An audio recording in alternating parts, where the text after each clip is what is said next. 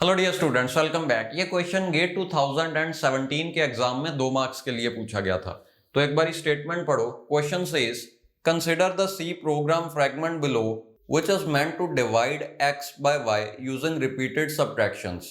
The variables x, y, q and r are all unsigned integers. So you can have a look at the small code. It consists of only one while loop. Next line of the question says which of the following conditions on the variables x, y, q and r before the execution of fragment will ensure that the loop terminated in a state satisfying the condition x is equal to y into q plus r. Okay, तो यहां पे हम x को y के साथ divide करना चाहते हैं. We want to perform this calculation using the method of repeated subtractions. और ये कोड हमें गिवन है, यानी कि रिपीटेड सब्ट्रैक्शन के मेथड को इंप्लीमेंट करने के लिए ये कोड लिखा गया है.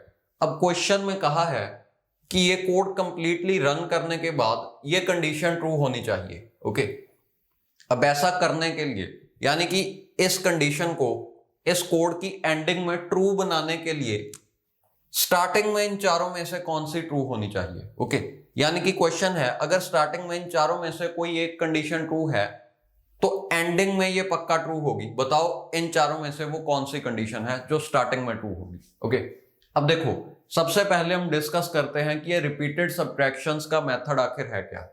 अगर आप कोई दो नंबर्स को डिवाइड करना चाहते हो, जैसे 15 डिवाइडेड बाय 5, तो इसे रिपीटेड सब्ट्रैक्शन के मेथड से भी किया जा सकता है. जैसे मल्टीप्लाई किया जा सकता है रिपीटेड एडिशन से.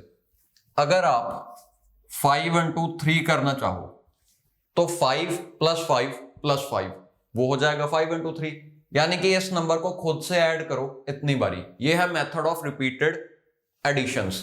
इससे हम मल्टीप्लाई कर सकते हैं. सिमिलरली डिवाइड करने के लिए है method of repeated subtractions.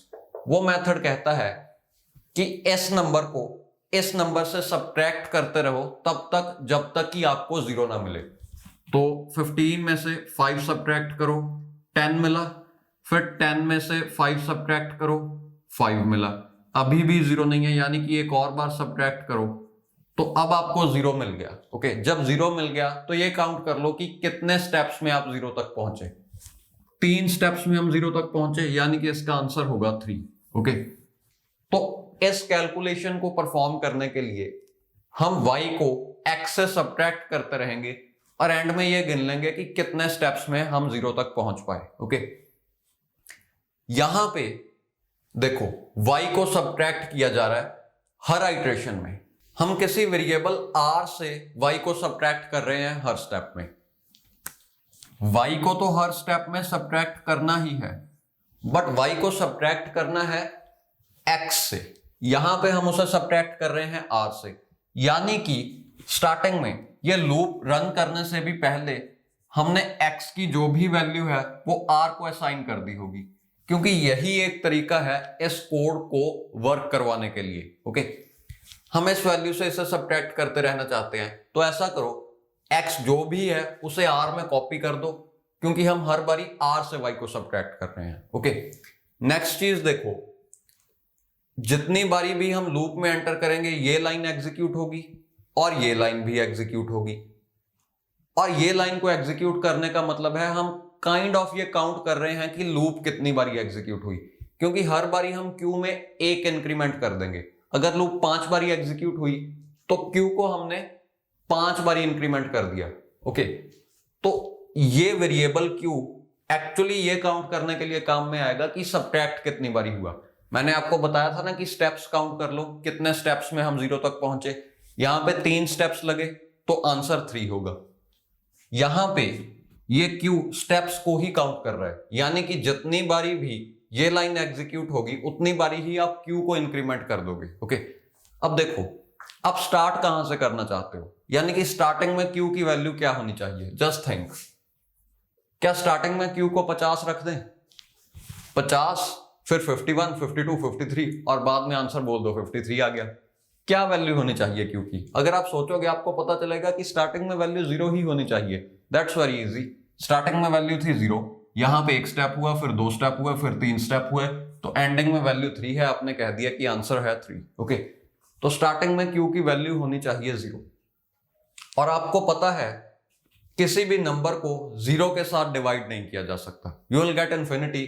So that's why we avoid this condition, y is 0, इसे हम अवॉइड करते हैं, यानी कि y must not be 0। Okay, तो अब देखो इन तीनों चीजों का हमें ध्यान रखना पड़ेगा इस लूप को स्टार्ट करने से पहले, ताकि एंडिंग में ये कंडीशन ट्रू आए। ये कंडीशन देखो आखिर क्या है, x is equal to y into Q plus R. सुना सुना लग रहा है, a is equal to b into Q plus R, यानी कि dividend is equal to divisor into quotient plus remainder. तो ये q है कोशेंट, यानी कि जो डिवीजन का आंसर आएगा, ये r है रिमाइंडर। ओके, अब देखो कोई ऐसी एग्जांपल लो जिसमें रिमाइंडर 0 के अलावा कुछ आए, जैसे कि आप 17 को 5 के साथ डिवाइड करना चाहते हो। ओके, तो इसे परफॉर्म करते हैं इस कोड की मदद से। वैसे तो आप सीधा ही आंसर बता सकते हो बिना ये कुछ किए भी, but let's use this code. Okay, देखो यहां पे x की वैल्यू है 17, y की वैल्यू है 5।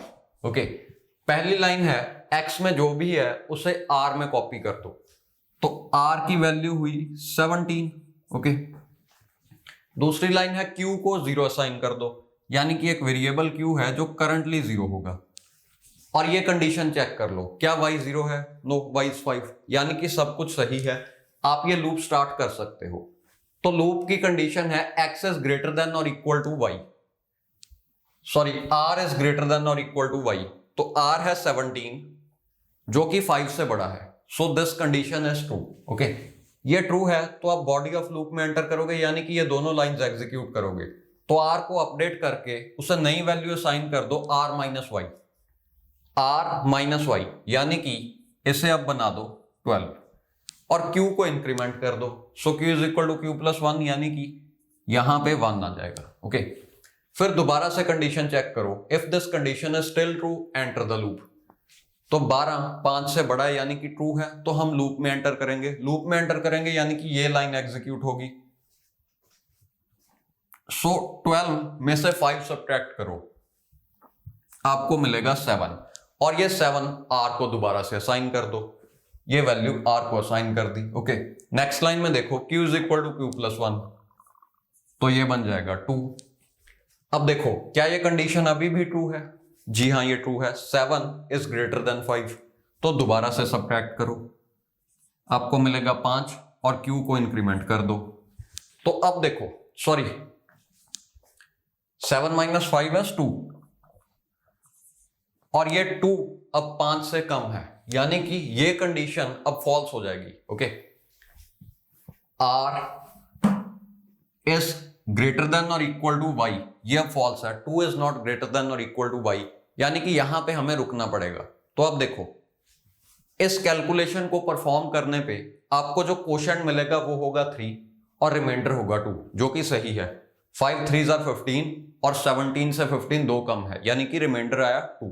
Okay, so this is the remainder, यानी कि ये कोड बिल्कुल सही है, और एंडिंग में ये कंडीशन ट्रू हो रही है अगर स्टार्टिंग में 1 2 3 इन 3 चीजों का ध्यान रखा जाए। तो अब देखो उन्होंने पूछा था स्टार्टिंग में इन चारों में से कौन सी कंडीशन ट्रू होनी चाहिए, तो आप चेक करो, x की जो वैल्यू है वो हम r को असाइन कर रहे हैं, यानी कि ऑप्शन ए रिजेक्टेड। ओके, ये कुछ भी हो, ये चाहे ट्रू आए चाहे फॉल्स आए, उसके साथ हमने एंड फॉल्स किया तो फॉल्स ही होगा, यानी कि ऑप्शन ए ट्रू नहीं आ सकता।